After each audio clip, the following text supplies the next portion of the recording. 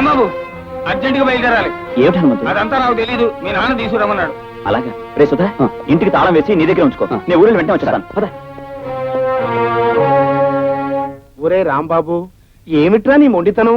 నీ పెళ్లి జరక్క తప్పదురా. ఎందుకని అడగవే? ఆ పెద్ద ఆయన ప్రాణం పోయే లోపల నీ పెళ్లి చూడాలు అని ఒకటే గొడవ చేసేస్తున్నాడు రా. ఏమిటి నాన్న, ఇదేమన్నా సినిమా నాటకమా? తాతయ్య చూడాలని తొందరపడి చేసుకోవడానికి? అది కాదురా, నీకు పెళ్లిడి వచ్చింది, మేము ఒక మంచి సంబంధం చూసాం. ఎవరని అడగవే? నేను అడగను. అడగవా? ఎవరైనా నాకు అనవసరం. మీరు చూసి చేసే సంబంధం నేను చేసుకోను. మరి ఎలాంటి పిల్లని చేసుకుంటావురా? నాకు నచ్చిన అమ్మాయిని కొంతకాలం ప్రేమించి మనసు మనసు కలిశాక అప్పుడు ఆ అమ్మాయిని పెళ్లి చేసుకోవాలనుకుంటున్నాను. వెధవ కబుర్లు చెప్పకు. ఎందుకని అడగవే? ఇదేమన్నా డ్రామానా సినిమానా? ప్రేమించి డ్యూయెట్లు పాడి పెళ్లి చేసుకోవడానికి?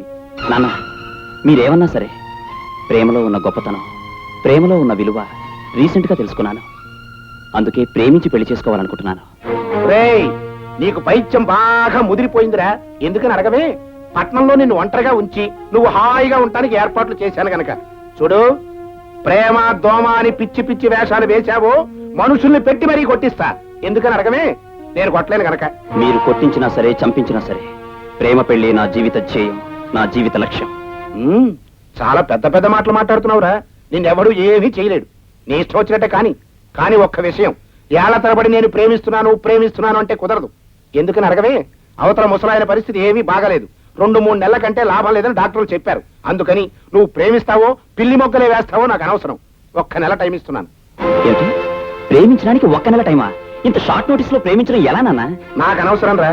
నెల రోజుల్లో నువ్వు ప్రేమించిన అమ్మాయిని పెళ్లి చేసుకుంటే సరే సరి, లేకపోతే ఏం జరుగుతుందని అడగవే? మాకు నచ్చిన అమ్మాయిని నీ మెళ్ళలోంచి నీకు పెళ్లి జరిపిస్తాం అంతే. సరే, 1 నెలలోనే ప్రేమలో నా ప్రతాపం ఏమిటో చూపిస్తాను. అసలు 1 నెల లోపల ప్రేమించడం ఎలా జరుగుతుందిరా? మీ రోజుల్లో కాదు తాతయ్య.